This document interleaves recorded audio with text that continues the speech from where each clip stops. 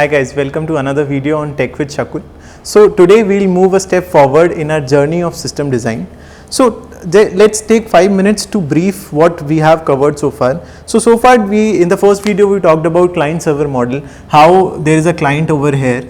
So this guy is a client and there is a server out there somewhere. It's basically a very high powered machine which is able to respond back. So this is a server. So we understood that okay, this guy's job is to send out requests at all times. So these are basically requesting,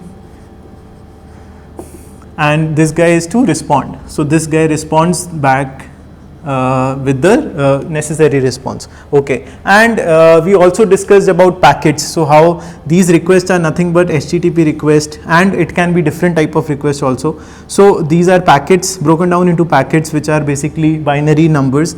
So these packets are then routed over fiber optic channels, or these are then converted into binary signals or maybe light waves, light impulses. So all that we covered, and these are sent across thousands of miles through fiber optics to designated servers. Okay, so there is a routing mechanism which happens in middle.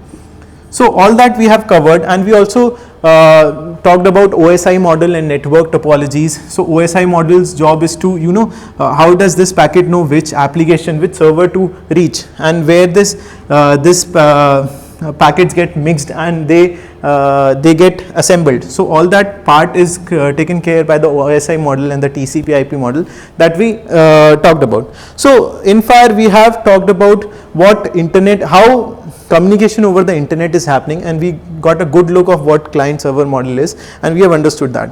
But आपको एक question आ रहा होगा कि यार this series is all about system design, and शकुल इस सब में मतलब डिज़ाइन तो छोड़ो, मैंने कुछ भी नहीं किया है. मतलब ना तो आप मुझसे बाइनरी कन्वर्जन करा रहे, ना मैंने पैकेट्स देखे, पैकेट्स भी मैं नहीं कर रहा हूँ, ना मैं ये राउटिंग कर रहा हूँ, और सर्वर तो भूल ही जाओ, because server is a very high powered system. I can't be a server.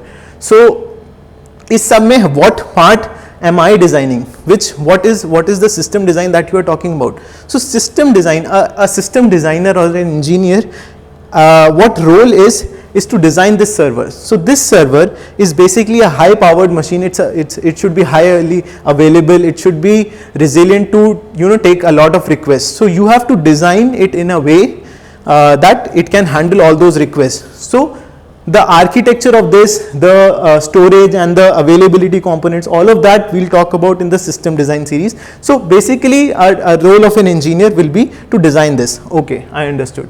Now before we deep dive into discuss about the architecture and the stuff like that on the server, I like to understand how, like if I were to open a company, if I were to open, let's say youtube.com, which is kind of like a service. So all these are services like YouTube, Netflix, all these are streaming services. Gmail is a mailing services. So if I were to open a service like this, if I were to open a company, how would that go? And in the process we'll understand why this server is required and why is it such high powered machine. So let's say what we do is we create a company ABC. So we want to create a web application, a web app. So what is a web app? Now application, हमने 5th class में पढ़ा है application क्या होती है? A piece of code which runs on a computer. एक programme होता है जो एक कंप्यूटर पे रन कर रहा है. Now what is web application? A web application is an application which has a website. It has a user interface in the form of a website. जो आप अगर youtube.com पे जाते हो तो वो अपना एक इंटरफेस देते हैं, तो वो एक वेब एप्लीकेशन है. ऐसी Facebook एक वेब एप्लीकेशन है. तो all of those are web application. There are other types of application like desktop application. Desktop applications are those applications जो आपके कंप्यूटर में इंस्टॉल होती हैं. तो वो आपके कंप्यूटर में आपने इंस्टॉल कर लिया, अब उनका एक GUI होगा, ग्राफिकल यूजर इंटरफेस होगा, जिससे आप उसमें उसको यूज़ कर सकते हो. ठीक है, ऐसी मोबाइल ऐप्स होती हैं. ठीक है, मोबाइल ऐप्स आपके मोबाइल में इंस्टॉल होती हैं. सो एक ही कंपनी बहुत सारे ऐप्स बनाती हैं. तो जैसे जूम है, जूम आपने बहुत यूज़ किया होगा, आजकल काफ़ी लोग मीटिंग्स करने के लिए जूम यूज़ करते हैं. तो जूम के तीनों हैं, वेब ऐप भी है उसका zoom.com, आपको डेस्कटॉप एप्लीकेशन भी मिलेगा जूम का, और उसका एक मोबाइल एप्लीकेशन भी है. तो एक कंपनी तीनों एप्लीकेशंस बनाती है जिससे वो सारे यूजर्स को कवर कर पाए. तो हम अपनी कंपनी में एक वेब ऐप बनाएंगे जो बेसिकली हम चाहते हैं कि एक वेब पेज हो, उसका एक वेब पेज हो, और वो वेब पेज पे क्या होगा कि यहाँ पे एक इनपुट करने के लिए वो रहेगा टेक्स्ट एरिया रहेगा, यहाँ पे एक बटन रहेगा और हम चाहते हैं कि उस पर एक डिस्प्ले भी हो। तो ये बेसिकली हम अपना वेब ऐप बनाना चाहते हैं। और क्या होगा कि जब भी यूज़र आएगा और यहाँ पे कुछ एंटर करेगा और ये बटन क्लिक करेगा तो क्या होगा, सिंपली बस इसका रिवर्स यहाँ पे प्रिंट हो जाएगा। तो जैसे मैंने मान लो शकुल यहाँ पे इंटर किया तो यहाँ पे उसका रिवर्स प्रिंट हो गया, ठीक है। तो वो जो अब ये मेरा $1 मिलियन आइडिया है, मैंने अपना एक आइडिया बनाया है कि यार ये मैं एक एप्लीकेशन बनाता हूँ। तो लेट्स स्टार्ट कोडिंग दिस, ठीक है। इसको एक कोड करते हैं। तो हमारे पास एक HTML फाइल हो गया, हमने एक HTML फाइल बनाई, उसमें जैसे इनपुट है तो टेक्स्ट एरिया डिफाइन किया, बटन का कोड डिफाइन किया, ऐसी एक डिस्प्ले का टेक्स्ट एरिया डिफाइन किया। तो ये हमारी HTML की एक सुंदर सा कोड बन गया, हमारे पास एक कोड आ गया, ठीक है। अब हमने क्या किया कि यार ये रिवर्स करने के लिए, अब क्योंकि मेरे को पाइथन आती है तो मैंने एक पाइथन में एक लॉजिक लिखा कि यार ये रिवर्स करेगा। तो मैंने बटन में इस पाइथन को कॉल किया और इसने रिस्पॉन्ड किया और फिर मैंने ये पॉपुलेट कर ली। तो मेरा बढ़िया एप्लीकेशन चल रहा है। अब मुझे ये एप्लीकेशन टेस्ट करना है। अगर ये मुझे एप्लीकेशन टेस्ट करना है तो मैंने इसको ब्राउज़र पे ओपन किया, अपने ब्राउज़र पे इस फाइल को ओपन किया, HTML फाइल को, और फिर इसमें इसने बहुत सुंदर से एक वो बना दिया पूरा जैसा मैं करना चाह रहा था, और ये बिल्कुल चलने लगा, ठीक है। तो अब इसमें अब मुझे सर्वर वगैरह की क्या ज़रूरत है। तो अब मुझे क्या चाहिए कि यार मैं चाहता हूँ कि ये एप्लीकेशन मेरे दोस्त भी यूज़ करें।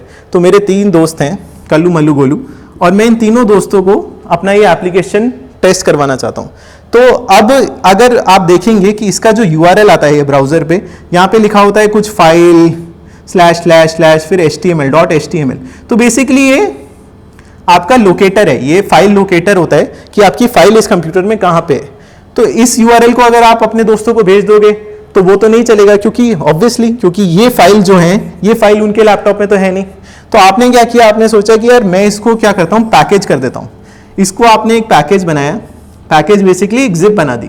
तो .zip फोल्डर में आपने इसको लिया और आपने क्या किया, इनको मेल कर दिया। आपने तीनों अपने दोस्तों को, कल्लू, मोलू, गोलू को मेल कर दिया कि यार ये हो गया, तुम इसको टेस्ट कर लो, ठीक है। अब क्या हुआ कि चलो कल्लू का रिप्लाई आया कि यार भाई बहुत अच्छी एप्लीकेशन है, मतलब मज़ा आ गया, मतलब too good, it's very good, ठीक है।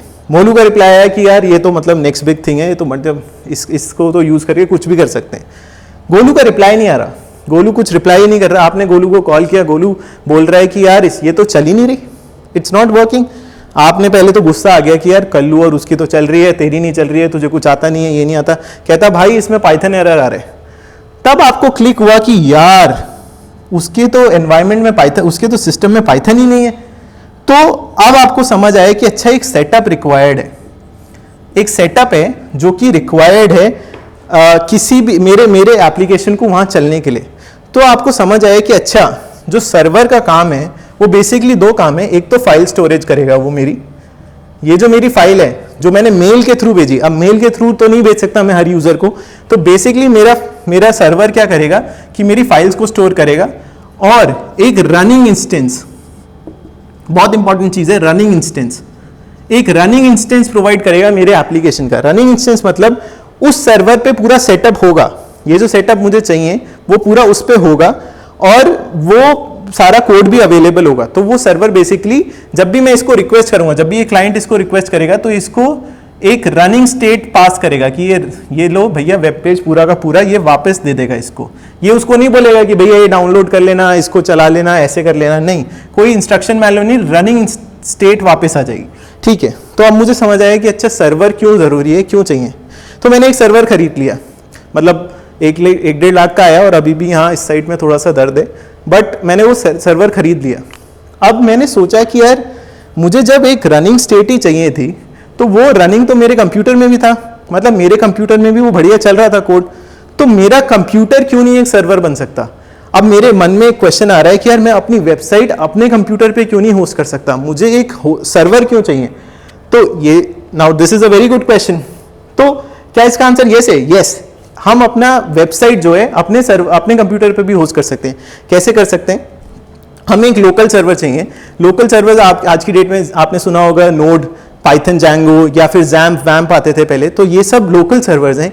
ये क्या करते हैं, आपके एप्लीकेशन को आपके कंप्यूटर नेटवर्क पे रन करते हैं थ्रू एन नेटवर्क पोर्ट।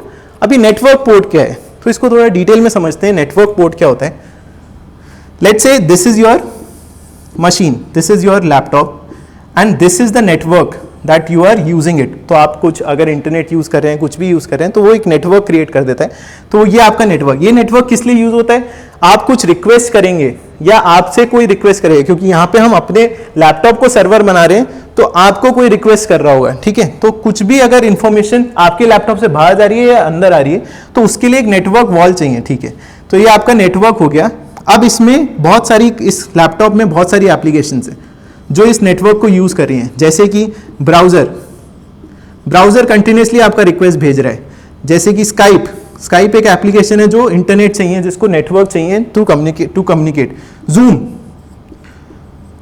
और जो आप अपना एप्लीकेशन बनाएंगे एबीसी, वो भी यहाँ पे होना चाहिए, क्योंकि वो भी कम्युनिकेट करेगा नेटवर्क से, ठीक है. तो ये अब आपको एक क्वेश्चन आ सकता है कि यार इतनी सारी एप्लीकेशन और नेटवर्क एक, ये कैसे हो रहा है, ये ऐसा कैसे हो रहा है कि सारी एप्लीकेशन एक ही नेटवर्क यूज कर रही है.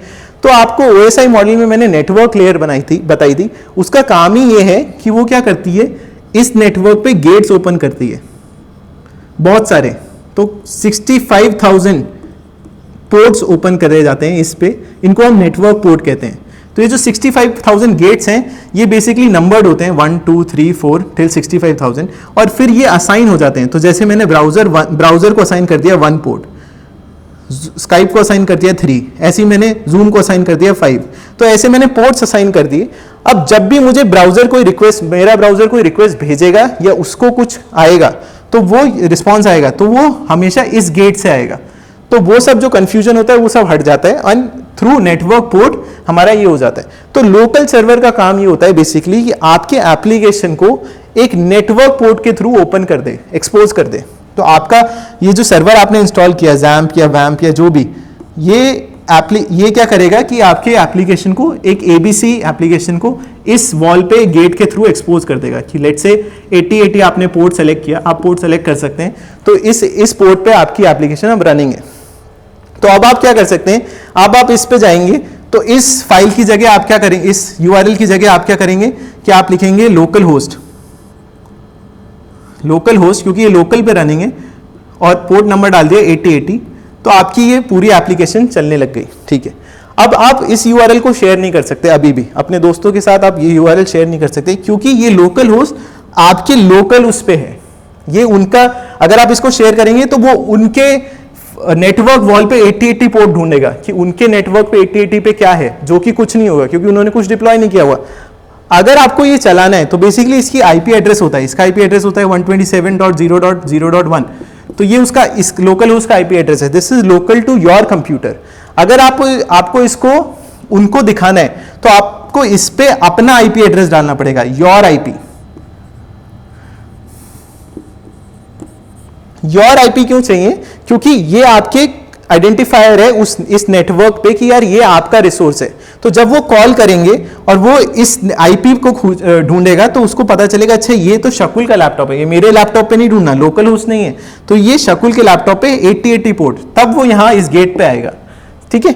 अच्छा, तो आपने क्या किया कि आपको, अच्छा अब आपको IP कैसे मिलेगी, आपको अगर आप इंटरनेट से कनेक्टेड है तो आपको IP मिली हुई है. जैसे ही आप एक LAN पोर्ट अपने लैपटॉप में रखते हैं या फिर वाईफाई से कनेक्ट करते हैं, तो आपको आपका ISP एक IP प्रोवाइड कर देता है. क्यों करता है, क्योंकि आपको भी उस नेटवर्क पे यूनिकली आइडेंटिफाई होना है. कोई आपको रिक्वेस्ट भेज रहा है या आप रिक्वेस्ट भेज रहे हैं, तो उसका रिस्पॉन्स लाने के लिए आपको एक IP एड्रेस चाहिए. तो वो IP एड्रेस मैं कैसे देख सकता हूँ, सिंपल है, आप अपने कमांड प्रॉम्प्ट पे जाइए और IP कॉन्फिग टाइप कीजिए. IP कॉन्फिग आपको आपका IP बताता रहेगा, तो वो आपका IP है, ठीक है. तो आपने क्या किया, इस सर्वर की फाइल्स में जाके 127.0.1 जहां भी लिखा था, आपने अपना IP लिख दिया वहां पे. अच्छा, तो अब क्या हो गया कि इस लोकल होस्ट की जगह आपका IP, लेट से आपका IP था, IP कॉन्फिग ने दिया कि आपका IP है 192.7.5.3, लेट से दिस इज योर IP. तो यहाँ पे 192.7.5.3 आने लगा, और ये जो है ये आपका वर्किंग है, ये आपका बिल्कुल चल रहा है. अच्छा, अब आपने कहा यार ये तो यार अच्छा सा नहीं लग रहा, बहुत सारे नंबर्स हो गए, अब मैं जब कल्लू मोलू गोलू को बोलूंगा कि यार इस नंबर पे जाना है, तो उनको अच्छा सा नहीं लगेगा. तो आप क्या करते हैं कि आप एक डोमेन नेम, अब मैंने आपको फर्स्ट वीडियो में बताया था कि डोमेन नेम सर्विस होती है. डोमेन नेम क्या होता है, बेसिकली एक रजिस्ट्री है, एक नोटबुक है जिसपे लिखा है कि यार ये तो IP है और ये उसका डोमेन नेम है. जैसे कि मैंने आपको बताया था कि youtube.com 216.58.221.46 पे अवेलेबल है, ये youtube.com है। तो आपको ये याद करने की जरूरत नहीं है, आपको सिर्फ youtube.com याद करना है टू एक्सेस दिस, ठीक है। तो अब क्या करोगे आप अपना एक डोमेन नेम प्रोवाइडर के पास जाओगे, जैसे GoDaddy हो गया या और भी बहुत सारे होते हैं, तो आप उससे जाके एक डोमेन नेम खरीद लोगे। तो आपने कहा कि भाई मैंने abc.com खरीद लिया है। अब ये क्या करेगा डोमेन नेम प्रोवाइडर, इस रजिस्ट्री में एक एंट्री कर दी उसने कि भाई abc.com आज से एक तो अवेलेबल नहीं है, वो शकुल के पास है, और दूसरी चीज उस पे आपने क्या किया, ये वाली अपनी जो आईपी थी 192.7.5.3 ये आईपी यहां पे लगा दी। तो अब कोई भी abc.com पे जाएगा तो वो इस आईपी पे रीराउट हो जाएगी और फिर वो आपके पास आ जाएगी, तो वो इस गेट के थ्रू आपके एप्लीकेशन को एक्सेस कर सकता है। अच्छा, अब आपके तीनों दोस्त आपके एप्लीकेशन को बहुत आसानी से एक्सेस कर पा रहे हैं, तो आपका सब कुछ चल रहा है, सब बढ़िया हो रहा है। अब इसमें एक और दिक्कत है, तो आपने बिल्कुल अपने कंप्यूटर को एक सर्वर बना दिया है, अब आपको कोई सर्वर खरीदने की कोई जरूरत नहीं, आप अपनी होस्टिंग कर पा रहे हैं। बट इसमें एक दिक्कत है, दिक्कत ये है कि मैंने आपको स्टार्टिंग में बोला था कि एक सर्वर 24/7 अवेलेबल होना चाहिए, क्योंकि मैं चाहता हूं कि मैं YouTube हर टाइम एक्सेस कर पाऊं। ऐसा नहीं होना चाहिए कि 5 घंटे ही या 2 घंटे ही या 3 घंटे ही। तो आपका कोड क्योंकि आपके लैपटॉप पे चल रहा है, क्योंकि आपका लैपटॉप एक सर्वर है, तो आपका लैपटॉप 24/7 चलना चाहिए। उसके लिए आपको एक बहुत अच्छा लैपटॉप चाहिए, प्लस आपको कूलिंग मैकेनिज्म चाहिए जो आपके लैपटॉप को कूल रखे। फिर उसके बाद अच्छा, अब ये जो सर्वर है ये max to max 10 request handle कर सकता है, 20 रिक्वेस्ट हैंडल कर लेगा। बट एक youtube.com को समझिए या फिर Facebook को समझिए, वो जो एप्लीकेशन है उसके पास हजारों रिक्वेस्ट एक सेकंड में आ रही हैं, वो ऐसा सर्वर नहीं रख सकते। उनको एक बड़ा खुद मशीन चाहिए, एक फंक्शनल मशीन चाहिए जो इतनी सारी रिक्वेस्ट हैंडल कर पाए। एक और चीज, अभी तो आपके पास जो कोड था, जो पाइथन फाइल थी, वो एक लाइन ऑफ कोड था, बट कल को जब आपको फेसबुक डिजाइन करना है तो उसमें thousands and thousands of files हैं और उसके अंदर thousands and thousands of lines of code है। तो क्या मेरा सर्वर, क्या मेरा लैपटॉप ये सब एग्जीक्यूट कर पाएगा? तो इसके लिए आपको बड़े सर्वर्स, अच्छे मशीन्स की जरूरत होती है, इसलिए आप अपने वेब होस्टिंग सॉल्यूशंस के पास जाते हैं कि नहीं यार मुझे एक अच्छा सर्वर दे दो। एक और दिक्कत है इसमें, एक और दिक्कत ये है कि जब भी आप क्या करते हैं कि आप अपना मान लीजिए लैन केबल प्लग आउट कर दीजिए या फिर वाईफाई सर्वर रिकनेक्ट कर दीजिए, तो आपकी जो आईपी है ना ये चेंज हो जाएगी। ऐसे ही इंटरनेट वर्क करता है कि आपकी जो आईपी होती है ये स्टैटिक नहीं होती, ये डायनेमिक होती है। कभी भी आपको एक ही आईपी असाइन नहीं होगी, जैसे ही आप रिकनेक्ट करते हैं नेटवर्क से आपकी आईपी चेंज हो जाती है।